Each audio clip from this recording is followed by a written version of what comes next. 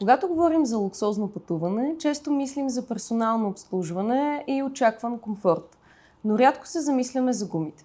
Онези 4 следи, които всъщност държат автомобила на пътя. Автомобилните гуми не отговарят само за безопасността. Те отговарят и за това точно колко премиум може да бъде една услуга. Затова днес се намирам с един от основателите на Volt Premium Taxi. Компанията, която революционизира таксиметровите услуги тук в София. Юлиан Мавродиев, много ми е приятно да те поканя в Центъра за гуми Диана. Юли, какво за теб означава премиум услуга и къде, например, автомобилните гуми влизат в нея? За мен премиум услуга е съвкупност от целия продукт. Не случайно ние започнахме с премиум автомобили, премиум шофьори, защото автомобил е нещо, което може да привлече както крайния потребител, който ще се вози, така и човек, който ще управлява автомобил, който ще извършва самата услуга. Гумите са неразделна част от нашите автомобили, защото няма как премиум автомобил без премиум гуми. И не случайно се спряхме при вас Гуми Център Диана. Да, аз предполагам, че много малко хора се замислят всъщност, че премиум услугата не опира само до водата в автомобила, до шофьорът с бялата риза, усмихнатите шофьори изобщо и цялостното обслужване, но и всъщност как се поддържа автомобила, в който се возят клиентите ви. Има много неща, които клиента не вижда и не случайно затова ние правиме така наречените заверки на автомобили всеки месец. Тоест ние проверяваме автомобила от до. И едно от нещата, които така следим е с какви гуми се предвижда този автомобил. И когато говорим за премиум услуга, както вие казахте, не говорим само за води, стъпки на обслужване, бяла риза, автомобил, ние говорим и за сигурност. За сигурност, за комфорт, за шум, ако искате даже. Така че гумата е много, много важна част от това. Защото когато ние возим нашите клиенти, ние точно това искаме да предложим. Качествена услуга, но и най-вече сигурна услуга. Да, всъщност високия клас гуми, каквито вие използвате на вашите автомобили, те са пряко свързани с класа автомобили, разбира се, но влияят ли по някакъв начин и на месечните ви разходи по отношение на гориво или на консумация, когато говорим за електрифицирани автомобили? Защото когато имаме по-висок клас гуми, те съответно имат по-високи показатели в много от тези сфери, които са ключови за една фирма, за да оптимизира своите разходи. Сега, първо, когато слагаш по-висок клас гуми, освен сигурността към клиента, тази гума издържа повече време. Нали? И ти един вид не сменяш много по-често, т.е. ти сменяш през сезон, което е добре. Другото нещо, което е, когато слагаш една качествена гума, ти запазваш цялата карусерия на автомобила, което е изключително важно. Така че, да, ти можеш да инвестираш малко повече в гумата, но ти спестяваш много повече после в поддръжката на автомобила. Да, предполагам, това е ангажимент както към клиентите, така и към шофьорите, защото казвате, даваме ви чисто нов автомобил, който е сигурен на пътя и ние сме сигурни в неговото техническо състояние, както за клиентите, както ви казах, така и за шофьорите, което означава, че привличате техни интереси по този начин. Не само, че автомобил е премиум, но автомобилът е поддържан и сигурен. Абсолютно си права. Няма как ние да си позволиме да намалим качеството по абсолютно никакъв начин. Ние искаме наистина сигурност, комфорт и една качествена услуга. По отношение на курсовете, които правите, вие не сте ситуацирани само в София. Вие имате в цяла България движение? Да, по закон ние имаме право да упражняваме тази дейност в София и за всяко пътуване от София до когато искаме точка на света. Тук е момента да кажа, че освен в цяла България пътувания ежедневно, ние вече имаме пътувания за Румъния, за Турция, за Гърция, даже най-големият ни курс е до Унгария, което аз самия не очаквах. И пак казвам, в тази връзка гумата е изключително важен елемент от целия продукт, за да имаме тази сигурност и спокойствие на пътя. А защо един клиент би избрал не да ползва собствен автомобил, ами да наеме вас? Тоест, вече ви възприемат и като персонална услуга, защото това си е доста личен ангажимент. Ами защото първо, като цена ние сме доста така достъпни. Второ, автомобилите са висок клас и комфорт по време на пътуване е неизмерим. Отделно ние сме личен шофьор. Буквално. Ти си поръчваш Волт и получаваш личен шофьор. което за крайния клиент е изключително удобство и комфорт. Той не се занимава да кара, да се изморява, той седи на задната седалка, обешумено, комфортно, меко, шофьора не го притеснява, той си извади лаптопа, пие си безплатна минерална водичка, чете си и така. Добре, Юли, всеки един бизнес стартира с идея. Виждаш един сегмент, виждаш един пропуск в него и ти искаш да го поправиш, искаш да го направиш по-добър. Как се роди идеята за Volt? Идеята за Volt се роди в моят етап от живота. Ми се наложи да карам такси. Като аз преди да карам такси, аз 13 години съм имал голям бизнес. Създател съм на първи онлайн магазин в България за дрехи, обувки и аксесуари, но ми се наложи да фалирам. И качвам се аз на такси, изкарвам документи, започвам да шофирам. И в началото ми беше така много притеснено, защото ти падаш много надолу от това, което си правил. Но си казах, човек трябва да знае 2200. Започнах и видях първо, че парите, които изкарвам, са доста прилични. Днеска едни пари, утре други пари, така всеки ден. Мина една година и в тази една година така стъпих си малко на краката и веднага в мен отново се зароди предприемачеството. И аз видях един бранш, в който има много качествени хора, които работят, но ги е срам да кажат какво работят. Защото до този момент таксито се асоциираше с лоша услуга, с евтина услуга и реално нямаше качествена среда, в която да привлече качествени шофьори. И аз започнах да наблюдавам компаниите, започнах да наблюдавам структурата в тези компании, започнах да наблюдавам какви са проблемите на шофьора, какви са проблемите на клиента и видях, че има ниша за премиум такси компания или по-скоро за качествена услуга врата-врата. И направих един бизнес план и всичко вече след това е история. Тоест, аз се опитах да реша проблемите на този бранш. Така се роди идеята. Това е много интересно, защото в момента професията таксиметров шофьор вече не се асоциира с нещо нископлатено, с нещо като тежка работа, с нещо дори неприятно. Напротив, вие успяхте да обърнете значението на тази професия у нас, което е наистина впечатляващо предвид, че аз винаги съм смятала, че таксиметровите услуги са много консервативен пазар. Те са затворени там. Поне от странична гледна точка няма много място за развитие, но ето, вие открихте такова. Ние с моят съдружник Огнян Попов направихме първата академия за шофьори. Всяка седмица идват буквално 50-100 човека, които имат интерес да започнат да работят с нас, да бъдат наши партньори. И най-интересното нещо, което е, че аз виждам, това са хора, които никога не са били шофьори. Това са хора, които са били в корпоративния свят, в IT сферата, хора от чужбина, с което ние сме много горди, защото ние даваме възможност на българи да се завръщат, да са тук при семействата, при приятелите и да печелят добре и да имат тази достойна работа.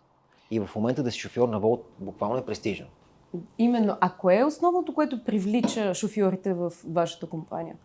Средата. Това е основното нещо, което привлича шофьорите, защото той вече кара един прекрасен автомобил с прекрасни гуми, носи униформа, получава обучение в компанията, има стъпки на обслужване, има едно много добро отношение от клиента към него. И ако оставим парите, ако оставим всичко, всеки ден, когато ти се казва колко се радват, че съществува тази компания, колко добре си се представил, колко било хубаво, колко било приятно, ти накрая на деня си друг човек. И таксито искам да кажа, че е една страхотна работа, защото ти тази работа не си носиш вкъщи. Твой ангажимент е да закараш клиента от точка А до точка Б. И когато ти приключиш твоята смяна, ти се прибираш и нямаш тази тежест, ами аз сега изпълних ли таргета, ама каква беше интригата в офиса, ама сега ще ми платят ли заплатата, защото ти си изкарал парите сега и на момента. И то си ги изкарал, всичко зависи от тебе и пак казвам, в една нормална среда. Защото реално офиса на нашите партньори, на нашите шофьори е техния автомобил. Когато той е чист, когато той е спретнат, когато той е поддържан, когато той е с качествена гума, с сменено масло, с сменени филтри, с измит, с пълна инспекция, нали, той се чувства добре. Той изпитва удоволствие от това да извършва тази професия и да дава една добавена стойност към цялата услуга и това цялото нещо рефлектира към клиента. Да, и предполагам, партнирайки си с компании като Центрове за гуми Диана, вие имате спокойствието и давате това спокойствие и на шофьорите, че независимо какъв казус се появи на пътя, той ще бъде решен. Ето давам един пример веднага. Има случаи, в които ние пукаме гуми. И какво се случва? Викаме пътна помощ, защото колата не може да се предвижи и веднага имаме възможността да закараме колата или в центъра, който ви е на околовръстния път, или на Цариградско шосе. Веднага вашите колеги реагират, имаме подготвили са, пазят за нас всеки сезон определен брой от определените модели, защото ние имаме няколко модели автомобили, определен брой гуми за тях и ние знаем, че имаме тази сигурност, че гумата веднага ще бъде сменена. Тоест те идва в автомобила, сменя се гумата, шофьора взима колата и потегля. Бързо, това става за буквално с пътната помощ не повече от час и половина и проблема е решен и шофьора отново на пътя и той може да обслужва своите клиенти. Да, предполагам за бизнес като вашият, който изключително зависи от текучеството, т.е. постоянно автомобила да е в движение, а не в сервис, е важно да имате партньори, на които може да имате доверие. Абсолютно отделно, когато ние два пъти в годината сменяме гумите, летни, зимни, е много удобно, защото сега да не правя реклама, но сте голяма компания, която веднага прави се график, коя кола, кога, в колко часа да отиде, да се смени гумите и става много бързо, което за нас е много важно. Защото една смяна на гуми отнема не повече от 30 до 40 минути максимум, буквално. В нашия бизнес е много важно автомобила да е на пътя. Той да може да служи своите пътници, защото, както всички знаем, Волт в момента изключително много така се търси а ние все още сме много в началото. Нали? Ние сме компания на година и половина и нашите клиенти имат нужда от това автомобилите да са на пътя. И вие ни помагате с бързата реакция. Да, интересно ти казваш компания от година и половина, но всички ние, които сме ви ползвали, имаме усещането, че все едно преди това не сме се возили в такси. Разкажи ми малко за плановете. Планувате ли да купите още автомобили? Какви да бъдат те? Абсолютно да. В момента очакваме доставка на най-новите iPad, BMW iPad 5 серия и плануваме определено, нали, това е част от ежедневието на нашия бизнес. Ние всеки месец получаваме нови автомобили, но не е само автомобила. Към автомобила върви и шофьора. Така че затова са и нашите академии, с които пък наливаме качествени шофьори. Да, вие спекулирате, или то може би не е спекула, мисия вече е факт, че Uber ще навлезе в България на българския пазар. Как ето тук отново стъпваме на партньорство с Центрове за гуми Диана, където имате сигурността, че автомобилът по отношение на гуми е технически обслужен безупречно. И това е още една сфера, в която се различава потенциална услуга между Uber, където няма контрол над тези неща, защото там е всеки независим сам за себе си и може да си сменил гумите вчера, но може да ги сменил и преди 5 години. Т.е. той не гарантира на своите клиенти поне в това отношение същото ниво на безопасност. Сега, Uber, нали, компании като Bolt, кога ще влезнат и дали ще влезнат, нали, никой няма ясен отговор на това цялото нещо. Но ние гледаме нашия двор, нашата градинка си гледаме.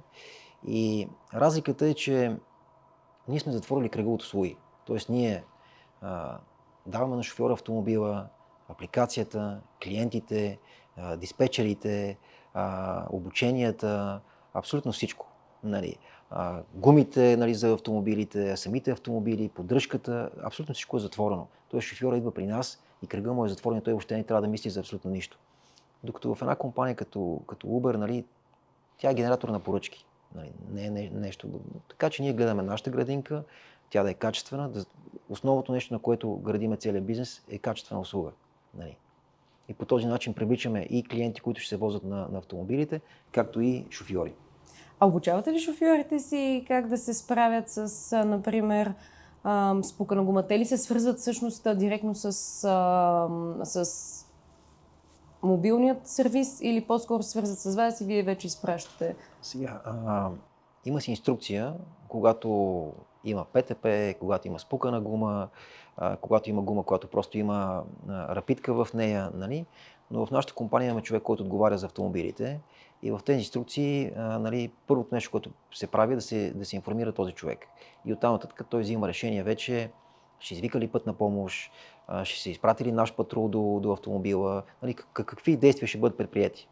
А доверявате ли се изцяло на центрове с гуми Диана за препоръките за гуми, за това на колко време трябва да сменят и какъв тип да са, или си имате някакви вътрешни политики?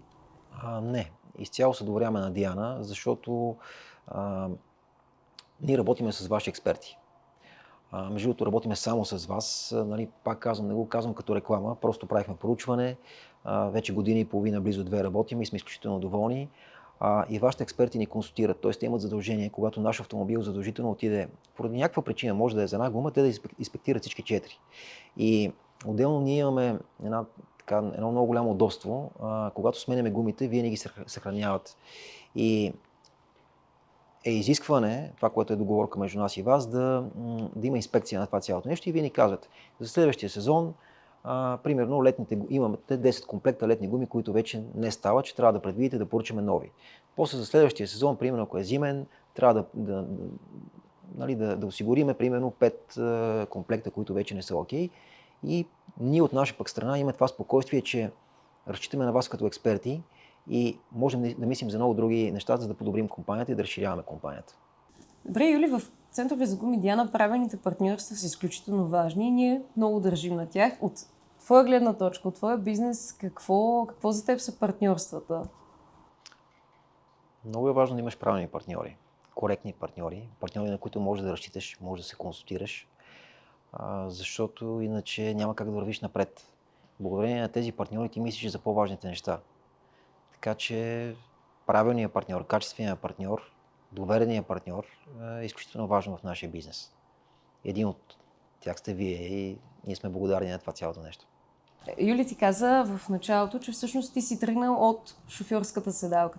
Ти си бил действително шофьор на такси до момента, в който не си станал собственик на компания за таксиметрови услуги.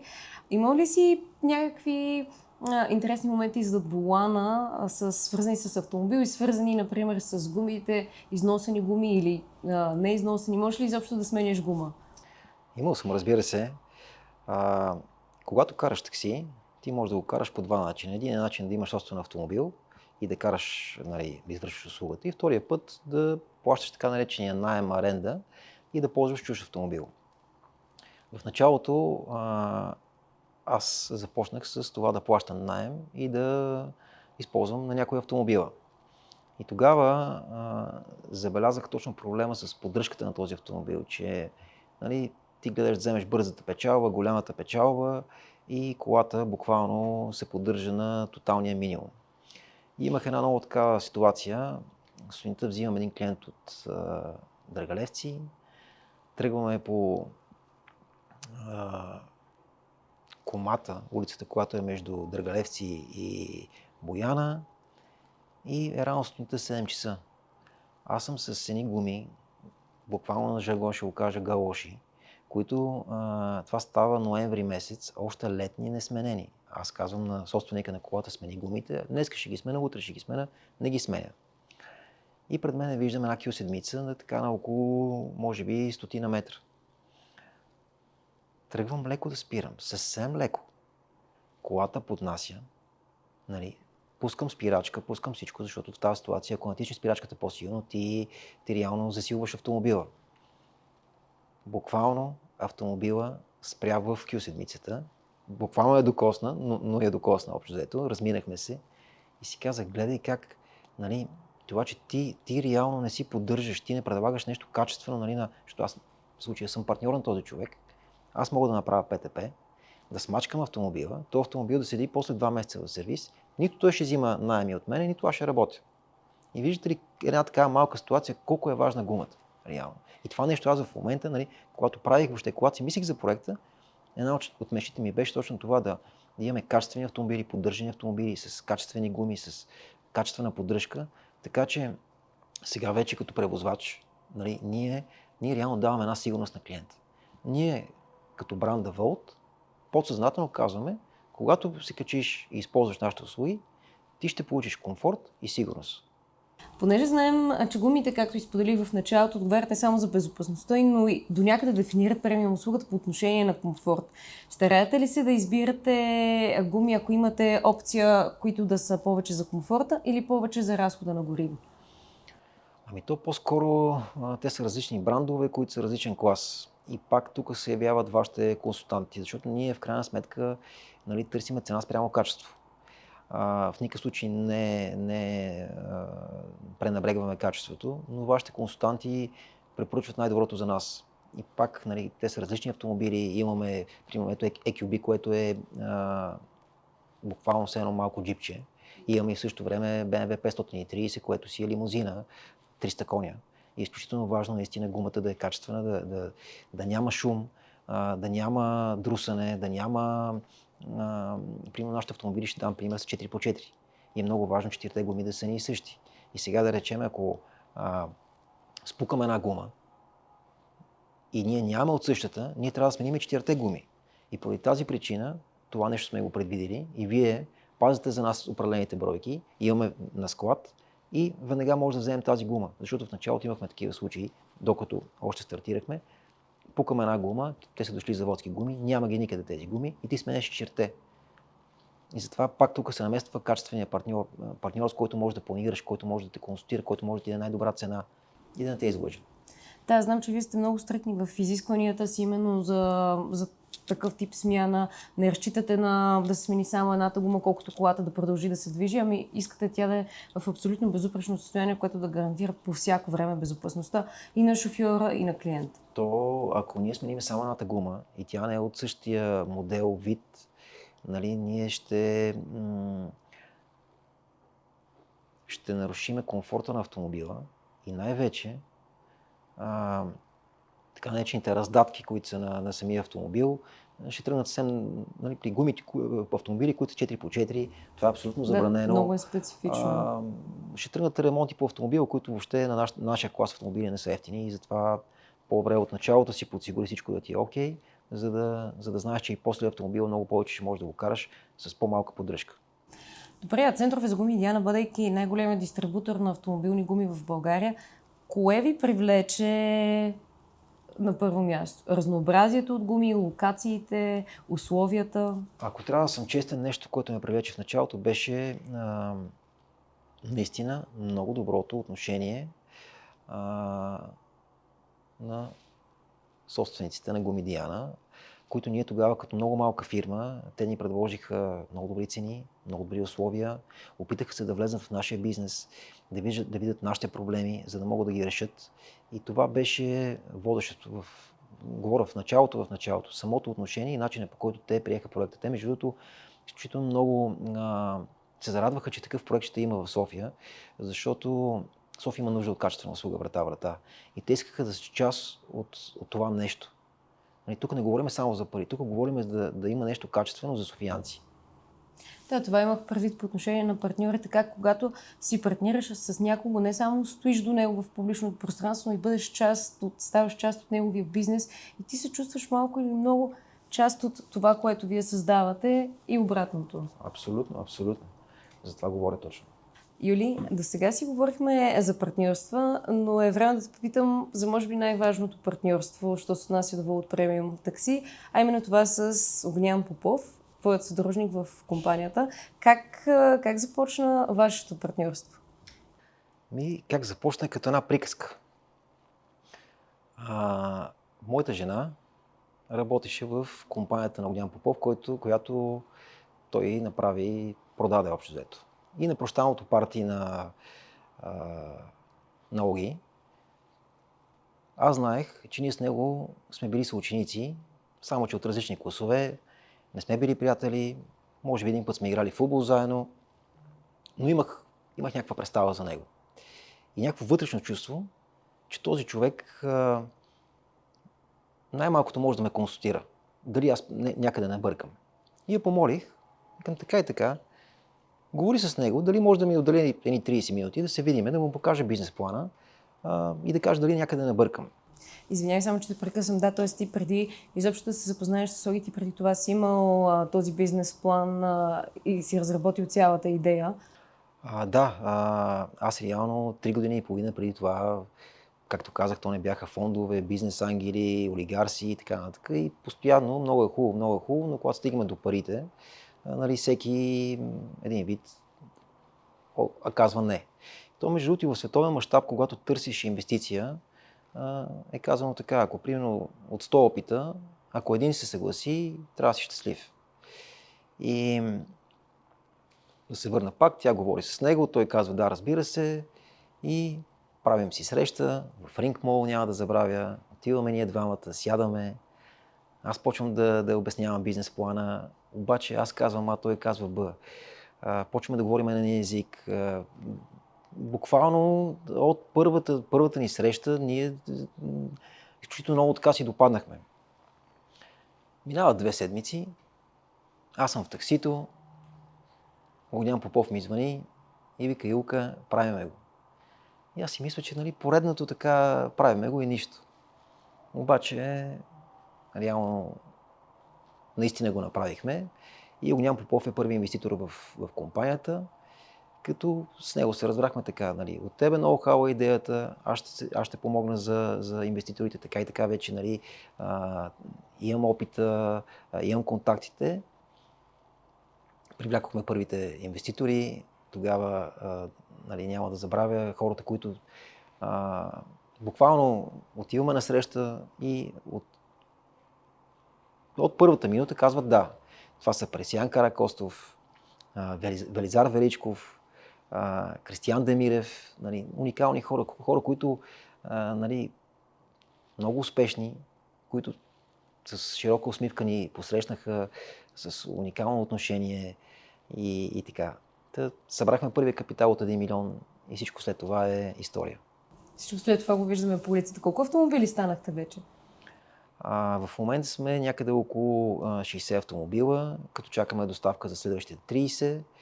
В плановете са ни до края на тази година да сме около 120 автомобила. А по отношение на услугата, как тя се промени през тези 2 години, в които ви оперирате на пазар? Какви бяха първоначалните предизвикателства, които веднага разрешихте и след това продължихте напред? Първото най-голямо предизвикателство беше, че ние започнахме с таксиметрови шофьори, защото за да управляваш такси, ти трябва да имаш лиценз, който си издава от Дай София, иначе няма как просто с една шофьорска книжка да извършваш тази услуга. И ние нямаше как в началото да привлечем хора, които никога не са карали такси и започнахме с хора, които карат такси. Тоест ние взехме от компаниите сегашните шофьори, които дойдоха при нас. Обаче се оказа голяма грешка, защото тези хора просто те са свикнали да работят по един начин, което няма нищо лошо, нали? Но в крайна сметка ние предлагаме съвсем друга услуга, съвсем друга визия. Ние искаме нашия шофьор да има нашата визия, нали? Това беше най-голямото предизвикателство в началото, както и разбира се и брой автомобили, защото още от ден първи, когато пуснахме проекта, нашия плод с поръчки просто гръмна. И ние стартирахме с 8 коли, няма как да обслужи всички поръчки. Нали, ще дам един пример, че една компания от големите има примерно около 2000-2500 автомобила. Ние започваме с 8. Започваме с хора, които реално искаме да правят едно, те правят друго. Така че беше много забавно, но това ни даде своите уроци и ни помогна да сме това, което сме в момента. Въпреки че в момента ние още сме много млада компания, имаме много големи цели, много големи планове, стратегия, как точно да ги изпълняваме. Защото ще дам пример, в момента хора от почти всички градове на България искат да влезнем в Пловдив, в Стара Загора, в Варна, в Бургас, но просто ти трябва да имаш план, ти трябва да имаш стъпка по стъпка, за да не се счупиш някъде. Така че първо трябва да развиеш пазара в София и вече после да мислиш за други градове, за други държави и така. Да, това е може би много хубаво, защото аз не знам другите таксиметрови компании как оперират, но вие си имате академия за шофьори, която това е добавена стойност за вашия бизнес и по този начин може да филтрирате и да сте сигурни, че хората, които возят, хората, които представляват вашата услуга, те са на едно определено ниво. Академията е нещо, което в последствие ние така реализирахме. В началото беше стандартното, те ти пращат имейл, ти ги чуваш по телефона, канеш ги на среща, обясняваш по 20-30 минути, губиш изключително много време. И академията е нещо, което изключително много ни помогна, защото реално ние създадохме ден, час, момент, в който ти 2 часа отделяш на тези хора, виждаш ги буквално лице в лице, структурирано им обясняваш абсолютно всичко за бизнеса. Като нашата цел не е да ги накараме на всяка цена да бъдат наши партньори. Нашата цел е да им отворим очите какъв е бизнеса и как се работи той, кои сме ние, какви са разликите и те след това да могат да вземат решението искат ли да го правят или не. Защото в началото това ни направи впечатление, те идват с една нагласа, мислят си, че е едно, то се оказва, че е друго и за да си спестиме това време, нали, направихме тази академия. Отделно на тази академия ние ги подготвяме за самия изпит, който в ДАИ, който така разясняваме за въпроси и отговори, как най-бързо могат да се подготвят. Даже сега ще правим такава онлайн академия, на която ще им правим допълнителни обучения и така. Много, много е хубаво. Хубаво е, че не само правите обучения за вашите шофьори, но аз знам, че сте и много активни, както ти, така и обмян в различни формати, бизнес формати, изнасяте лекции. Тоест, опита, който имате, бъдейки такава компания, както ти каза, българска, изцяло българска компания, не чужд бранд, вие споделяте този опит съвсем откровено с аудиторията, която искрено се радва на това, което правите. Тук пак е примери за качественото партньорство. Ето, давам примера. Ние с Огнян управляваме компанията, създатели сме на компанията. Зад нас, разбира се, имаме групата от инвеститори, които изцяло ни гласуват доверие. Но е много лесно да се работи, когато ти знаеш твоите задачи и твоя партньор знае неговите задачи. И буквално, нали, нито аз се бърка в неговата работа, нито той в моята работа. Нали, даваме си отчетност, общо взето, но се работи много леко и много, много приятно. Да, може би доверието стои в основата на успешното партньорство. Аз до момента за тези 20, вече 2 години опит като предприемач, с изключение, нали, на тези 4-5 години, в които фалирах, които ме направиха по-силен, може би това ми е най-качественият партньор. Най-качественият партньор, човека, с който просто няма дребнавост, много важно. Няма такава дребнавост. Нали. Имаме си доверие, той вижда, че аз давам 200%, аз виждам, че той дава 200%, помагаме си. Той между другото в много случаи ми помага, защото малко или много има по-голям опит. И го прави с кеф го прави, което е много важно, защото в днешно време хората трябва да си помагаме. Ето давам един пример, ако сега той не ми беше подал ръка, когато се видяхме в Ring Mall, може би Волт нямаше да го има. Нямаше толкова много хора, ние правим над 200 000 поръчки, да са доволни, да им решаваме техните проблеми, да возиме техните деца, да возиме техните партньори. Да, предполагам, това е голямо признание да се доверят хората, както ти каза, да возите техните деца, защото това е най-ценното за един родител. И много хора ви се доверяват с най-ценното си, не само за бизнес поръчки, но и за абсолютно лични цели. Абсолютно. Ние като превозвач точно това правим. Ние даваме една сигурност първо кой е шофьора.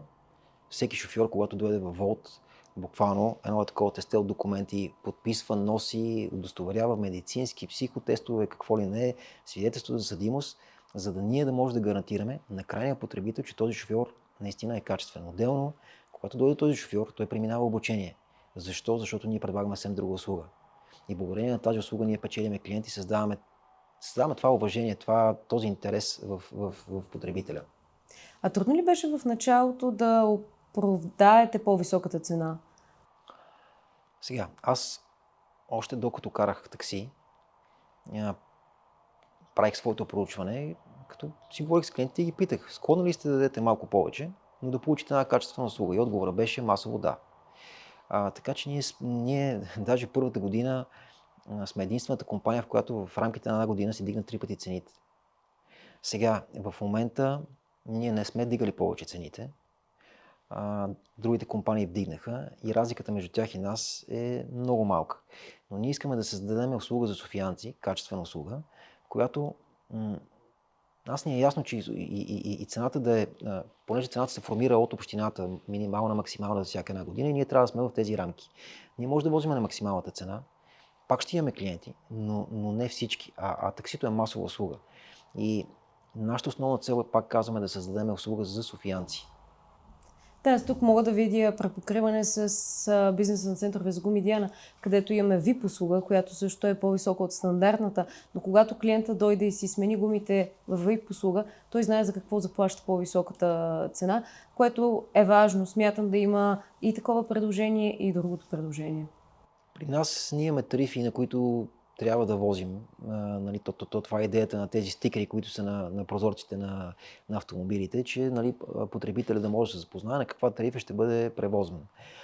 Нали, нямаме как да имаме няколко тарифи, возим на тази тарифа, но в крайна сметка този бизнес печели от мащаба и така може и да се издържа.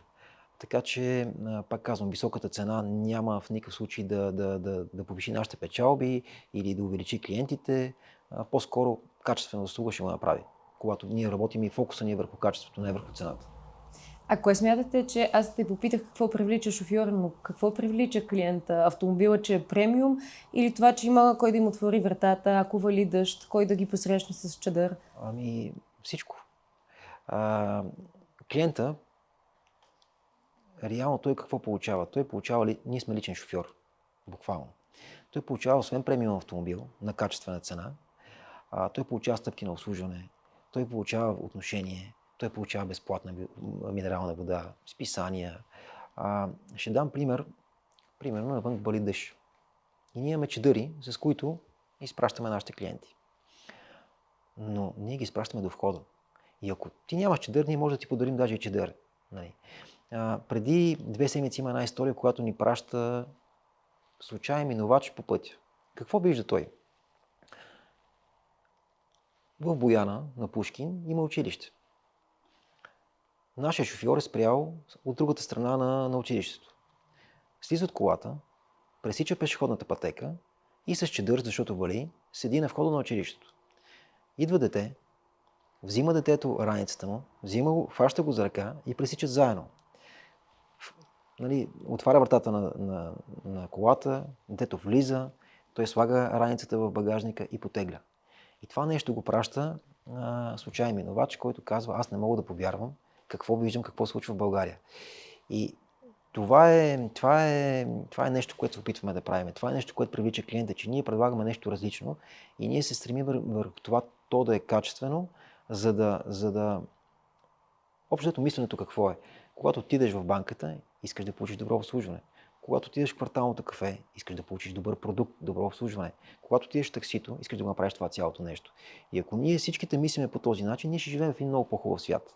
И затова се опитваме това, което правим ние, да е такова, пък се надяваме всички останали да взимат пример от нас. А смяташ ли, че фактът, че компанията е българска, допринася за стойността? Защото смятам, че като един човек израснал в България, вие познавате пазара, знаете какви са неговите болешки, знаете къде страда и всъщност може да предложите на вашите хора много по-добро обслужване. Аз изключително много се радвам, че в България се раждат такива проекти и се надявам да сме примери за много други хора, които да правят в други браншове подобни неща, които да могат да изнасят извън България. Но пак ще се върна. Ако ние българите зачитаме повече българското и уважаваме повече българското, качественото българско, нали, защото има и некачествени продукти, ние си помагаме на себе си. Нали. Ние сме една малка нация, колкото може повече си помагаме, толкова по-добре. Да, определено, когато човек чуе българска компания, става му интересно, иска да види какво е сътворил негов сънародник и как, нали, в България всъщност може да се направи компания с такъв мащаб, която има международно значение. Защото за мен Волт е компания с международно значение. Много хора в началото не вярваха, че ние сме българска компания. Нали, те си мислиха, че ние сме някаква компания, която има франчайз в България, но не. Ние ето сме тук, аз, Огнян Попов и всички инвеститори зад нас. И сме българска компания, която мога да кажа от проучванията, които сме правили двамата, че е на световно ниво. Тоест ние по никакъв начин не отстъпваме на компании в други градове по целия свят, да не кажа, че в някои отношения сме доста по-добри и доста по-инновативни, което е важно. Юли, благодаря за този разговор. А за нас е голяма чест да бъдем партньор на компания като вас, която развива пазара, която се асоциира с българското, с приятната услуга. И благодаря за този разговор. Надявам се да се видим скоро. Аз също благодаря и се надявам да работим дълги години заедно.